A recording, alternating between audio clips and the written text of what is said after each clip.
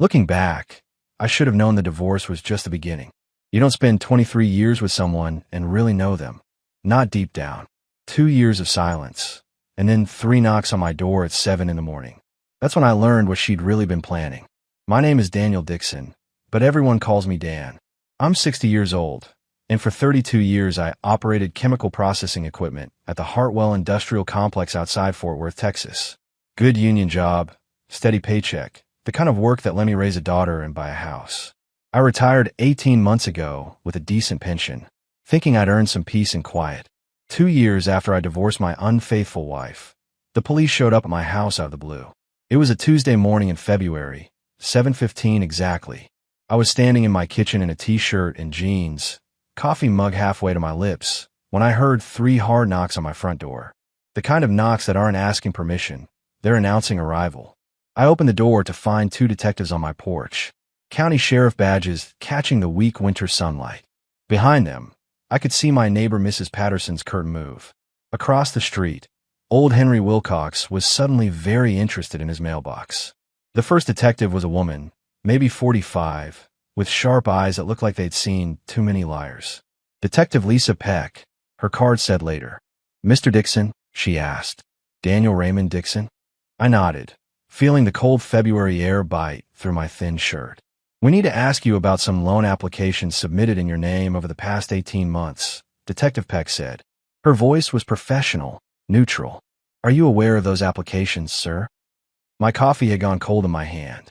I set it down on the little table by the door. "I haven't applied for any loans," I said, keeping my voice steady. "I live on my pension." "What's this about?" The second detective, younger guy named Torres, pulled out a notebook. 8 applications to various banks, he said, amounts ranging from $9,000 to $15,000. Your signature on every one. That's approximately $48,000 total. My hand started shaking. I knew immediately. Sharon, my ex-wife, the woman who'd already taken half of everything I'd worked for in the divorce. "That's not possible," I said. "We've been divorced 2 years. I haven't had any contact with her." Detective Peck's expression didn't change, but I caught something in her eyes. Doubt maybe. Or worse, like she'd heard this story before from guilty men. "Would you be willing to come down to the station?" she asked. "Tomorrow afternoon, say 2 o'clock? Answer some questions. Help us clear this up." I heard what she wasn't saying. They thought I'd done it. Or at least they weren't sure I hadn't. "Yeah," I said. "All right. Tomorrow at 2. They thanked me, handed me a card, and walked back to their unmarked sedan. I stood in my doorway until they pulled away, conscious of every pair of eyes on me. Mrs. Patterson wasn't even pretending anymore. She was right there in her window, phone already pressed her ear. I closed the door and leaned against it. My rental house, small and drafty but mine, suddenly felt like it was closing in. The walls were thin enough that I could hear my other neighbor's television through the drywall. Before I could move, I heard footsteps on my porch. Frank Richardson, my neighbor from 2 houses down, didn't bother knocking. He opened the screen door and stuck his head in. "Dan, you okay?" Frank asked. He was 64, retired state trooper, 30 years under his belt. Built like a fire hydrant, with gray hair cut military short. "Police say someone took out loans in my name," I said. My voice came out rougher than I intended. 8 of them. Nearly 50 grand. Frank's jaw tightened. He stepped inside and closed the door behind him. "Sharon," he said. It wasn't a question. "Who else?" I replied. Frank had been my neighbor since I moved into this rental after the divorce. He'd seen me in my lowest, helped me move my few remaining possessions, sat with me on nights when the silence got too loud. "When's the last time you talked to her?" Frank asked. "The day the divorce was final. 24 months ago." I looked at my hands. They were still shaking. I thought it was over, Frank. I thought I was done with her. Frank glanced back toward the street where Mrs. Patterson was still watching. "Come on," he said. "Let's talk inside. No sense giving the whole neighborhood a show." Frank made coffee while I spread my divorce papers across the kitchen table. The decree was 8 pages of legal language that boiled down to one simple fact. Sharon got the house and $42,000 from the equity. I kept my pension and my truck. Everything else we'd built in 23 years of marriage got split down the middle or sold off. "Look at this," I said, pointing to page 6. "All debts incurred by either party following the execution of this decree shall be the sole responsibility of the party incurring said debt. Frank leaned over my shoulder, reading. He smelled like Old Spice and coffee. Should protect you, he said. But there's something else here. He tapped a note I'd written in the margin. What's this about? I'd written, Sharon needs SSN for final tax return. Given March 15th, 2023. Our last year of marriage, we filed jointly. I explained. Week after I moved out, she called. Said she needed my social security number to finish the paperwork. I gave it to her without thinking twice. Dan, Frank said quietly. That's how she did it. My stomach turned over. 23 years of marriage, and I'd handed her the keys to destroy me without a second thought. My phone buzzed. Emily, my daughter, finally calling back. I'd left her 3 messages since the police showed up. Dad, Emily said when I answered. Her voice was tight, controlled. The voice she used at work when dealing with difficult patients. She was a nurse at Harris Methodist, and that professional tone meant she was upset. Honey, I need to talk to you about something, I started. I already know, she interrupted. Mom called me this morning. She told me what's happening. My chest tightened. What did she tell you? That you're in trouble with the police. That you're trying to blame her for loans you took out. Emily's voice wavered. She said you've been calling her, threatening her. Dad, what's going on? I gripped the phone tighter. Frank was watching me, his cop instincts reading every expression on my face. Emily, listen to me, I said, keeping my voice steady. I haven't called your mother. I haven't spoken to her since the divorce. She's lying. She was crying, Dad. Really crying. Of course she was. Sharon had always been able to cry on command. I'd watched her do it with sales clerks, with our marriage counselor, with the divorce mediator. Tears were her weapon of choice. I can prove I didn't take out those loans, I said. The police showed me forged signatures. Bank statements with charges I never made. She's stealing my identity. Silence on the line. For a moment, I thought maybe I'd gotten through to her. I can't do this right now, Emily said finally. I have to get to work. Don't call me about Mom anymore, Dad. Please. I can't be in the middle of whatever's happening between you two. There's nothing happening between us, I tried to say, but she'd already hung up. I set the phone down carefully on the table. Frank was pouring himself more coffee, giving me a moment. She chose her mother, I said. She doesn't know the whole story yet, Frank replied. Give her time. I don't have time. I stood up, started pacing my small kitchen. I have to go to the police station tomorrow. They think I'm a criminal. My daughter thinks I'm harassing her mother. And I've got maybe $2,000 in the bank to fight this. Frank set down his mug. You need a lawyer. Can't afford one. You can't afford not to have one, Frank said. Who handled your divorce? Janet Reeves. Cost me $2.50 an hour to watch Sharon take everything. Call her anyway, Frank said. See what she says. And Dan. He waited until I looked at him. Don't give up yet. Sharon made a mistake going after you. She should have stayed gone. After Frank left, I sat alone in my kitchen, staring at my phone. Through the wall, I could hear my neighbor's television, some game show with Ken laughter that sounded hollow and far away. Sharon had been working on this for 2 years. 2 years of forging my signature, stealing my identity, destroying my credit. And now she had Emily convinced I was the problem. I picked up my phone and called Janet Reeves. It was time to start fighting back. Detective Peck's office smelled like burnt coffee and frustration. I sat across from her desk at 2 o'clock sharp, my folder of divorce documents in my lap. She'd kept me waiting 20 minutes, probably a tactic to make me sweat. Mr. Dixon, she said, sliding a stack of photocopied loan applications across her desk. Take a look at these. I picked up the first one. Personal loan, $11,000, submitted 16 months ago to First Texas Bank. My name, my social security number, my employment history at Hartwell Industrial. But the signature, while close, wasn't mine. The D in Dixon had a loop I'd never made. That's not my signature, I said. It's close enough to fool a bank, Detective Peck replied. Her tone was neutral, but I heard the skepticism underneath. And a notary. See the stamp? Notary named Rachel Perkins verified your identity. Says she met with you personally. I've never met anyone named Rachel Perkins. Detective Peck leaned back in her chair, studying me. Mr. Dixon, help me understand something. You're telling me you had zero knowledge of $48,000 in loans taken out in your name over 18 months. That's exactly what I'm telling you. But your ex-wife would have access to your personal information? She asked. I gave her my social security number for our final tax return. I admitted. That's it. I never told her where I moved after the divorce. Peck pulled out another document. Bank statements from one of the fraudulent accounts. These charges. Restaurants in Dallas. Shopping at Nordstrom. A lease payment for a Lexus. $470 a month. You drive a Lexus, Mr. Dixon. I drive a 2015 F-150, I said. Paid off 6 years ago. She tapped one charge that made my blood run cold. Premium spa package at the Grand Hotel. $2,000. You remember taking that vacation? No, because I never did. I pulled out my own phone, scrolled through my calendar. Those dates, I was in San Antonio visiting my brother. He was recovering from surgery. I can prove it. Peck made a note, but her expression didn't change. Here's what concerns me, Mr. Dixon. This looks like possible conspiracy. You and your ex-wife working together, then you claiming fraud when the debt got too high. My hands tightened on the chair arms. I understand how it looks, but I'm telling you the truth. I didn't know about any of this until you knocked on my door yesterday. Then you need to help me prove that, Peck said. Don't leave Fort Worth. We'll be in touch.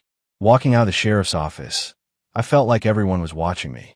The deputies at their desks, the people in the waiting room, even the secretary who buzzed me through the door.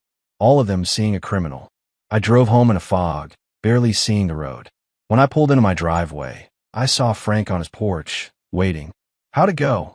He asked, crossing over to my yard. She thinks I'm lying, I said. Or at least she's not sure I'm not. Frank's jaw tightened. We need to get ahead of this. I made some calls today. Used some old contacts. He pulled a folded paper from a jacket pocket. Sharon's credit report. I know a guy who owes me a favor. I unfolded it, scanned the numbers. Sharon's credit score had tanked after the divorce. From 710 to 502 in 6 months. Inquiry after inquiry, all denied. She couldn't get loans in her own name anymore, Frank said. So, she started using yours. How'd you get this? I asked. Better you don't know, Frank said. But look at the timing. It all started exactly when her credit died. That's not coincidence, Dan. That's desperation. For the first time since the police showed up, I felt something shift. Not hope exactly, but possibility. There's more, Frank said. I found the notary who stamped those documents. Rachel Perkins works out a UPS store on Henderson Street. I'm going to pay her a visit tomorrow. See what she remembers. Frank, you don't have to do this. Yeah, I do, he said. Because if Sharon gets away with this, she'll do it to someone else. And because you're my friend, and friends don't let friends get railroaded. The call came 3 days later while I was fixing a leaky faucet under my kitchen sink. Local number I didn't recognize. Mr. Dixon, this is Steve Harmon from the Fort Worth Telegraph. I froze. A reporter. This was about to get public. I'm working on a story about financial fraud in Tarrant County, Harmon continued. His voice was young, eager. Your name came up in some police reports. I wanted to get your side of the story. No comment. I said immediately. I understand you're being investigated for loan fraud. 8 applications, nearly $50,000. Your ex-wife has filed a restraining order against you, claiming harassment. Any truth to that? My stomach dropped. What restraining order? Filed yesterday morning. Claims you've been calling her, threatening her, stalking her residence. Says she fears for her safety. I sat down hard on my kitchen floor, still holding the wrench. I haven't contacted her. Not once in 2 years. That's not what the court documents say, Mr. Dixon. She has phone records showing multiple calls from your number. Those are fake, I said. Someone spoofed my number. Right, Harmon said, and I heard the skepticism. Look, I'm running this story tomorrow. Front page of the local section. You want to give me a statement? Now's your chance. My statement is that I'm the victim here, not the criminal. Sharon Dixon forged my signature on loan applications. She's been stealing my identity for almost 2 years. According to who? Harmon asked. According to the evidence. Asked Detective Peck. I did. She said the investigation is ongoing and no charges have been filed.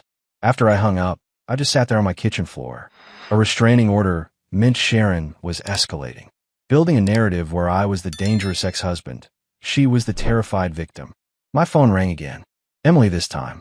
Dad, did you really file for a restraining order against Mom? She asked without preamble. What? No. She filed one against me. That's not what she told me. She said you're making threats, that the police told her to protect herself. Emily, she's lying. About everything. I don't know who to believe anymore, Emily said. Her voice broke. This is tearing me apart, Dad. Why can't you two just leave each other alone? I am leaving her alone. She's the one destroying my life. I have to go, Emily said. Please just stop. Whatever's happening between you two, please just stop.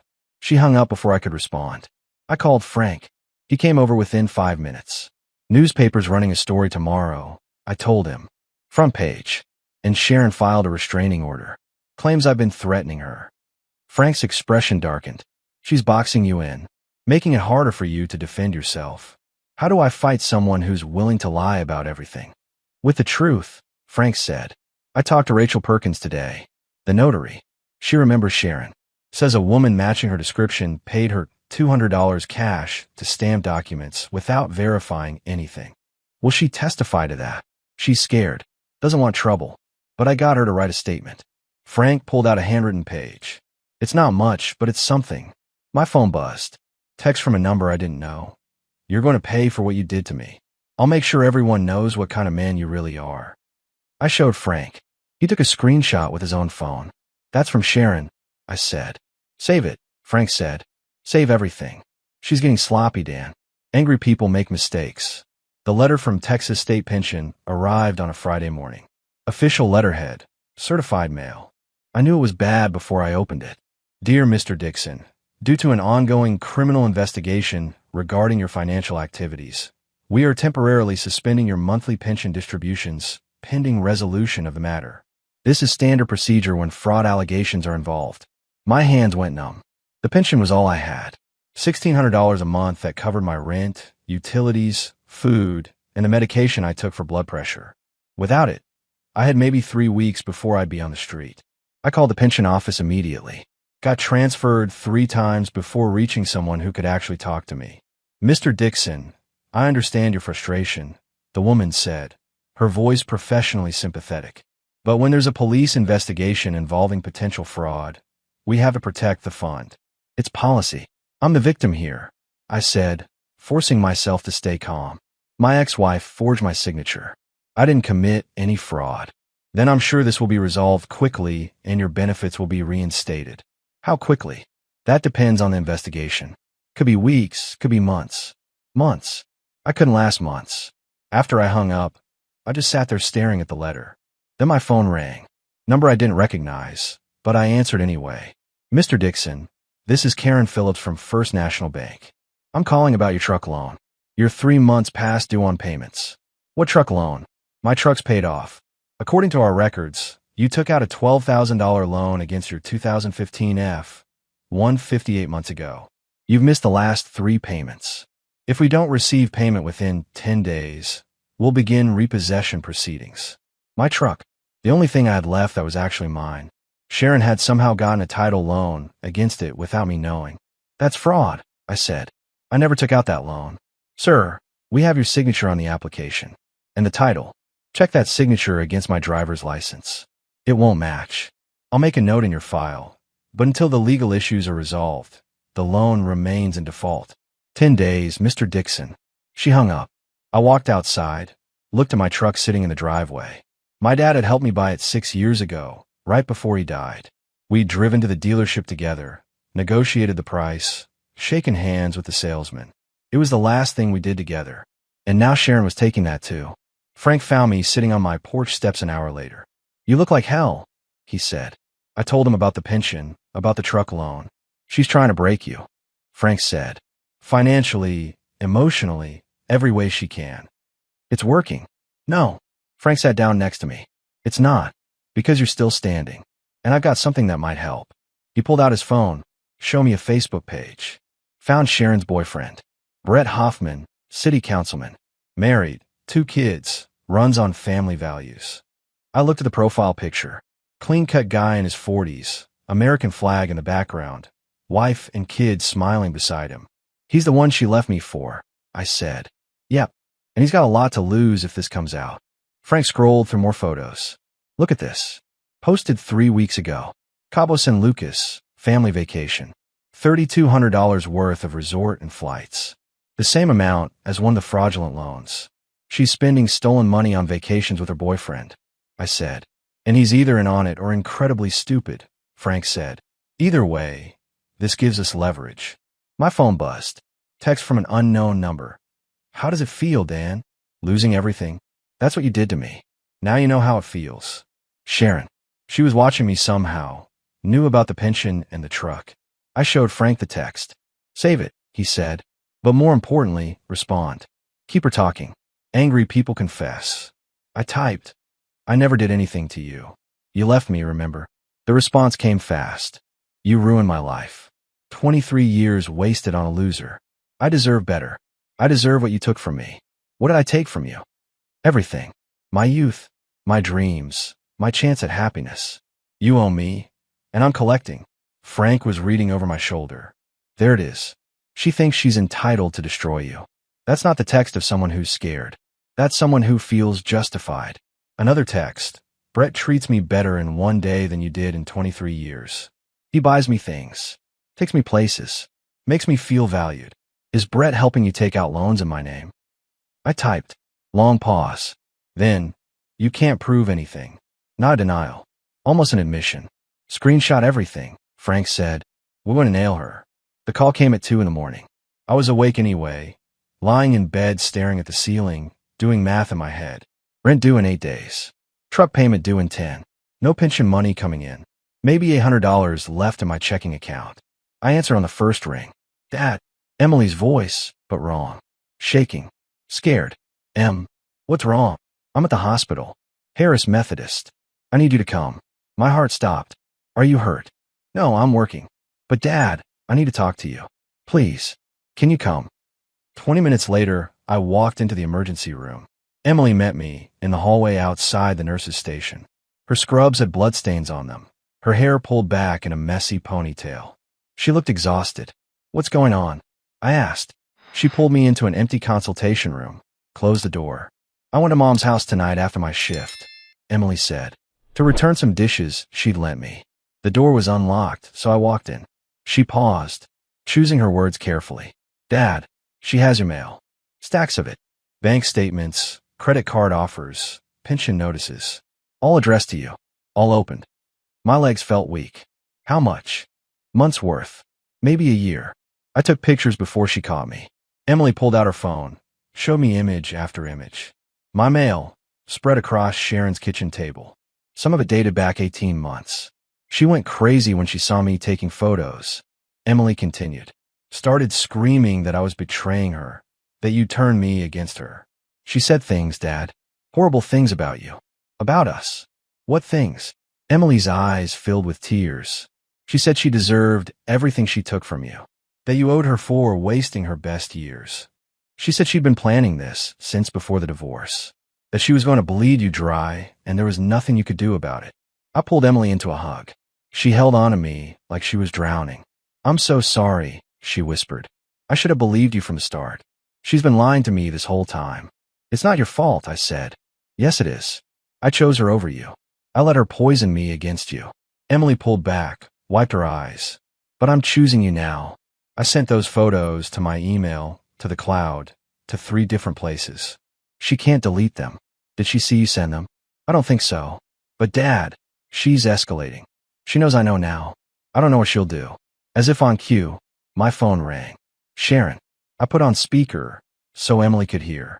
You turned my daughter against me, Sharon hissed. You poison her mind. I'll destroy you for this, Dan. I swear to God. I'll take everything. You already did, I said calmly. But I'm taking it back. You can't prove anything. It's your word against mine. Actually, Emily said, speaking up, it's your own mail theft, your own admissions and photographic evidence. I heard everything you said tonight, Mom, and I recorded it. Silence on the line. Then Sharon's voice, cold and sharp. You're just like your father. Weak. Pathetic. I should have left years ago. You should have, Emily agreed. Would have saved us all a lot of pain. Sharon hung up. Emily and I stood there in the consultation room, the fluorescent lights humming overhead, the hospital sounds muffled through the walls. What happens now? Emily asked. Now I call Frank, I said, and we take all this to Detective Peck. Your mom just made her first big mistake. Emily nodded. Good. Because she needs to pay for what she's done. Outside the hospital, the March night was cold and clear, stars visible despite the city lights. For the first time in weeks, I felt like I could breathe. My daughter was back. I had evidence. The fight wasn't over, but now I had ammunition. Sharon wanted a war. She was about to get one. Frank knocked on my door at 6 in the morning, holding 2 cups of coffee and a folder thick with papers. "You're going to want to see this," he said, walking past me into the kitchen. He spread documents across my table like he was laying out a case file. I did some digging into Brett Hoffman, city councilman, runs on family values, champions of small business. Sharon's boyfriend, I said. Yeah, but here's the interesting part. Frank pulled out a printout of property records. 3 months ago, Hoffman bought a lake house in Granbury. Paid $340,000, cash. No mortgage. I looked at the date. Right in the middle of when the fraudulent loans were being taken out. Where does city councilman get that kind of cash? I asked. Exactly. Frank showed me more papers. His salary is $65,000 a year. His wife doesn't work. They've got 2 kids in private school, 2 car payments, a mortgage on their primary residence. The math doesn't work. You think he's in on it? I think Sharon's either paying him off or they're partners, Frank said. Either way, he's got a lot to lose if this comes out. Married man, family values politician, buying lakefront property with stolen money. My phone buzzed. Detective Peck, asking me to come to the station. Today, 10 o'clock. Bring any new evidence. Frank and I arrived early. Emily met us in the parking lot, still in her scrubs from her night shift. She looked exhausted but determined. Ready? I asked her. More than ready, she replied. Detective Peck's office looked the same as before, but her expression was different. Less skeptical, more interested. Mr. Dixon, she said, gesturing to the chairs across from her desk. You said you had new evidence. Emily stepped forward first. I'm Dan's daughter, Emily Dixon. I work as a nurse at Harris Methodist. 2 nights ago, I went to my mother's house and found these. She laid out printed photos of my mail, spread across Sharon's kitchen table. Bank statements, pension notices, credit card offers. All opened, all addressed to me. My mother admitted to me that she'd been stealing my father's identity since before the divorce. Emily continued. She said he owed her, that she deserved everything she was taking. I recorded the conversation. Emily played the audio on her phone. Sharon's voice, clear and angry. I deserve what you took from me. You owe me, and I'm collecting. Brett treats me better in 1 day than you did in 23 years.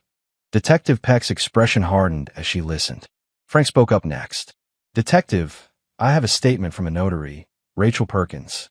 She admits that a woman matching Sharon Dixon's description paid her $200 cash to stamp documents without verifying identity. He slid the handwritten statement across the desk. And there's this, Frank continued, showing the property records. Brett Hoffman, Sharon's boyfriend, purchased a lake house for $340,000 cash while these fraudulent loans were being processed. His legitimate income doesn't support that kind of purchase. Peck studied the documents for a long moment. Then she looked at me. Mr. Dixon, I owe you an apology. When this case first came across my desk, I thought. She paused. Well, I thought you might be involved. I've seen too many cases where ex-spouses work together, then turn on each other when things fall apart. You thought I was guilty, I said. I thought you might be. I was wrong. She stood up. I'm going to bring your ex-wife in for questioning. And I'm going to have a conversation with Mr. Hoffman. If he's been benefiting from stolen funds, that makes him an accessory. What about my pension? I asked. My truck loan. I'll contact the pension board today with my findings. As for the truck loan, you'll need to file a police report for identity theft. Use this case number. She wrote it down on a card. The bank should work with you once they see the criminal investigation. Walking out of the station, I felt lighter than I had in weeks. Emily linked her arm through mine. We did it, Dad, she said. Not yet, I replied. But we're close. Frank drove us to a diner on Rosedale. Over pancakes and coffee, we planned our next move. Sharon's going to know we went to the police, Emily said. She's going to panic. Good, Frank said. Panic people make mistakes. We just need to be ready when she does. My phone buzzed. Text from Sharon. You're going to regret this. All of you. I showed it to Frank and Emily. Save it, Frank said. Add it to the evidence pile. Another text. Brett has lawyers. Real lawyers. You'll never prove anything. She's scared, Emily observed. She wouldn't be threatening us if she wasn't. A third text. Emily, honey, your father is manipulating you. He's sick. He needs help. Please call me. Emily's jaw tightened. She typed a response. I saw the evidence with my own eyes, Mom. You're not the victim here. Stop pretending you are. No response after that. The eviction notice came 3 days later. Taped to my door, official letterhead from the property management company. Failure to pay rent. You have 5 days to vacate the premises. I'd paid rent. I knew I had. I checked my bank statement, and there it was. Check cleared 2 weeks ago. Same as always. I called the property management office. Mr. Dixon, according to our records, your February and March rent checks bounced, the woman said. We sent notices to your address, but you didn't respond. I never got any notices. And those checks didn't bounce. I have proof they cleared. Let me pull up your file. Pause. Typing. Oh, I see the issue. We've been sending notices to 2847 Mockingbird Lane. Is that not your current address? No. I live at 1635 Oakmont Drive. According to the system, you filed a change of address form 6 weeks ago. Updated your mailing address to Mockingbird Lane. My stomach dropped. I never filed any change of address. Well, someone did. It's in our system with your signature. Sharon. She'd changed my mailing address so I wouldn't get the eviction notices. Wanted me on the street before I could fight back. I drove to the property office with my bank statements and my lease. Took 2 hours and 3 supervisors, but eventually they agreed to cancel the eviction.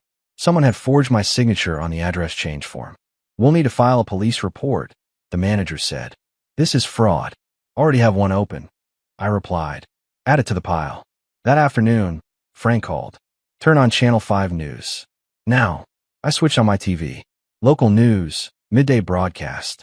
And there was Brett Hoffman, standing on the steps of City Hall with his wife and lawyer. These allegations are completely false, Hoffman was saying, reading from a prepared statement. I have never been involved in any fraudulent activity. My property purchases were made with legitimate funds from family investments. This is clearly a politically motivated attack by opponents who want to damage my reputation before the upcoming election. The reporter asked, Councilman Hoffman, what's your relationship with Sharon Dixon? Ms. Dixon is an acquaintance through real estate business. Nothing more. Any suggestion otherwise is defamatory. Frank called back. He's lying through his teeth. I know, I said. But here's the thing, Frank continued. He's running scared. Brought his wife, brought a lawyer, called a press conference. That's not what innocent people do. That evening, my phone rang. Number I didn't recognize, but a Fort Worth area code. Mr. Dixon, this is Pastor William Garrett from Grace Community Church. I believe your ex-wife Sharon attends here. I'd never been much for church, but Sharon had started going regularly after the divorce. Part of her reinvention as the wronged woman, I figured. Yes. I said cautiously, Mr. Dixon, I need to speak with you about something troubling. Would you be willing to meet with me? Tomorrow morning, perhaps? At the church. What's this about? I'd rather discuss it in person, if you don't mind. It concerns Sharon and some financial irregularities involving church funds. My heart started pounding. What kind of irregularities? Tomorrow morning, Mr. Dixon. 9 o'clock. I'll explain everything then. He hung up before I could ask more questions. I called Frank immediately. The pastor from Sharon's church just called me. I said, wants to meet tomorrow. Says something about financial irregularities and church funds.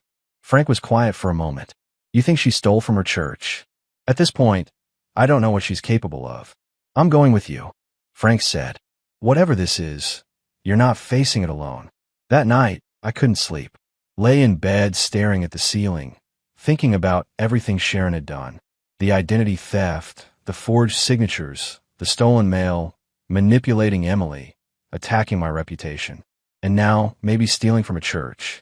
How had I been married to this person for 23 years and not seen it? Or had I seen it and just made excuses? Told myself everyone had flaws. That love meant accepting imperfections? My phone buzzed. Text from Emily. Can't sleep either. Keep thinking about who Mom really is. How do we miss it? I replied. We saw what she wanted us to see. Not your fault. Still hurts. I know. Love you, Dad. Love you too, Em. At midnight, another text came through. Unknown number. You think you've won, but this is just beginning. I'll destroy all of you. Sharon, using a burner phone. I saved the text, added it to the evidence folder that was getting thicker by the day, and tried to sleep. Tomorrow I'd find out what she'd done to the church. Tomorrow, the truth would keep coming out, and Sharon's carefully constructed lies would keep falling apart. Pastor Garrett's office smelled like old books and lemon polish. He was in his 60s, gray hair, tired eyes that had seen too much of human nature. Frank sat beside me as the pastor spread financial documents across his desk. Mr. Dixon, 3 months ago our church treasurer noticed discrepancies in our building fund, Pastor Garrett began. Small amounts at first. 200 here, 300 there. We assumed bookkeeping errors. But they weren't errors, I said. No. Sharon volunteers as our fundraising coordinator. She has access to donation records, donor information. We trusted her. He pulled out a ledger. Over 18 months, approximately $47,000 disappeared from various church accounts. The same amount as my fraudulent loans. She was stealing from the church to pay back the loan she took out in my name. I said, we believe so. But there's more. Pastor Garrett showed me another document. We found credit card applications for several of our elderly members. People who trusted Sharon to help them with their finances, many of them widows or widowers. She had access to their personal information through our care ministry. My stomach turned. How many? At least 4 that we found so far. Maybe more. His voice was heavy with guilt. I brought her into our community.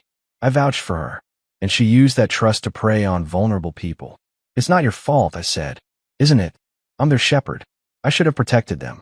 Frank spoke up. Pastor, have you contacted the police? Yesterday. Detective Peck is coming this afternoon to collect our financial records. But Mr. Dixon, I want to tell you first. Your ex-wife stood in my pulpit 3 weeks ago. I asked her to share her testimony, her journey of faith after divorce.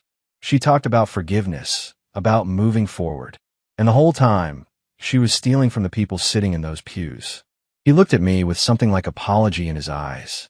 I believed her, Mr. Dixon, when she told me you were unstable, that she feared you, that you were harassing her. I believed every word. I even spoke against you from the pulpit, called you a troubled man who needed prayer and intervention. I'm sorry. You didn't know, I said. I should have. The signs were there. I just didn't want to see them. Walking out of the church, Frank put his hand on my shoulder. For more victims, he said. Maybe more. She's done, Dan. There's no walking away from this. That afternoon, Detective Peck called. Brett Hoffman had been arrested. Conspiracy to commit fraud, accessory after the fact, money laundering. His political career was over. His marriage was over. And he was looking at 5 to 10 years in prison. He's willing to testify against Sharon in exchange for a reduced sentence. Peck said, says she planned everything. He just provided money and political cover, probably lying about his level of involvement, but we'll take what we can get. What about Sharon? I asked. We're bringing her in tomorrow morning. Multiple counts of identity theft, fraud, embezzlement, elder abuse. She's looking at 20 to 25 years. Her lawyer's already talking about a plea deal. 25 years. Sharon would be in her 80s when she got out. If she got out. There's one more thing, Peck said. We found evidence she was planning to disappear. Fake passport, offshore bank account, plane tickets to Costa Rica. She was going to drain whatever assets she could and vanish. When? Next month. You exposed her just in time, Mr. Dixon. That evening, Emily came over with dinner. Homemade lasagna, her grandmother's recipe. We ate in my small kitchen, and for the first time in months, the silence felt comfortable instead of oppressive. The hospital called. Emily said, your pension is fully reinstated. They're sending a check for the months you missed. Good, I said. I can finally pay you back for the groceries. You don't owe me anything, Dad. Yeah, I do. You stood by me when everyone else walked away, even when your own mother was lying to you. Emily set down her fork. Dad, I need to ask you something. How did you stay married to her for 23 years? How did you not see what she was? I thought about it for a long moment. I saw pieces of it, I admitted. The lying, the manipulation, the way she could turn on the tears whenever she needed something. But I told myself everyone had flaws. That love meant accepting imperfections. And I didn't want to admit I'd made a mistake. Didn't want to admit I'd wasted all those years on someone who didn't love me back. She did love you, Emily said, in her own broken way. No, I said firmly. Love doesn't steal. Love doesn't destroy. What Sharon felt for me was possession, not love. And I'm glad it's over. The trial lasted 3 weeks. Sharon pleaded not guilty despite the mountain of evidence against her. Her lawyer tried to paint her as a victim of mental illness, of an abusive marriage, of circumstances beyond her control. The jury didn't buy it. They heard from a church treasurer about the stolen funds. They heard from 4 elderly victims who'd trusted Sharon with their personal information. They heard Emily's testimony about finding the stolen mail, about Sharon's confession. They heard the recorded phone calls where Sharon admitted everything. And they heard from Brett Hoffman, who testified that Sharon had planned the entire scheme, that she'd manipulated him into helping her, that she'd used his political connections to delay the investigation. The jury deliberated for 6 hours. Guilty on all counts. The judge sentenced her to 18 years in federal prison. Brett Hoffman got 5 years for his role as an accessory. I sat in the courtroom and watched Sharon's face as they led her away in handcuffs. She looked at me once, and I saw something I'd never seen before in her eyes. Fear, not a prison. Fear that she'd finally lost control, that her manipulations had failed, that the world had seen who she really was. I felt nothing. No satisfaction, no anger, no sadness. Just relief that it was finally over. For months later, I was standing in my new apartment. Not a rental this time. A small condo I'd bought with money from a settlement against the banks that had failed to catch Sharon's fraud. 2 bedrooms, my own parking space, a view of the park. Frank helped me move in, same as he'd helped me move into the rental 2 years ago. But this time felt different. This time felt like a beginning instead of an ending. Emily arrived with lunch. She'd been promoted to the hospital, was seeing someone new, looked happier than I'd seen her in years. "Dad, I'm proud of you," she said, sitting on my new couch. "You could have given up. Most people would have. But you fought back. Had good people helping me," I said, looking at Frank. "You did the work," Frank replied. "I just pointed you in the right direction." My phone rang. "Detective Peck. Mr. Dixon. Thought you'd want to know. We found 3 more victims. Elderly people Sharon targeted through the church. We're contacting them now to help them recover their stolen identities." "Thank you for telling me," I said. "You're the one who deserves thanks. If you hadn't fought back, Sharon would still be out there, stealing from vulnerable people. You saved lives, Mr. Dixon." After she hung up, I walked to my balcony. The June sun was warm, the park below full of families and dog walkers, and people just living their normal lives. I thought about the man I'd been 2 years ago, broken by divorce, cleaned out financially, believing I'd never recover. And I thought about the man I was now, stronger, wiser, surrounded by people who actually cared about me. Sharon had tried to destroy me. Instead, she'd show me who I really was, and who my real family was. Emily joined me on the balcony, handed me a beer. "To new beginnings," she said, raising her bottle. "To surviving," I corrected, "and to the people who help us survive." We touched bottles and drank. Below us, the world kept turning. People fell in love and got divorced. They made mistakes and recovered from them. They trusted the wrong people and learned to trust the right ones. And somewhere in a federal prison, Sharon was learning that actions have consequences, that you can't destroy people and walk away clean, that eventually, the truth always comes out. I'd spent 23 years with a woman who saw me as a target. Now I had a daughter who loved me, a friend who'd stood by me when no one else would, and a life that was finally, truly mine. It wasn't the life I'd planned, but it was better than the one I'd lost.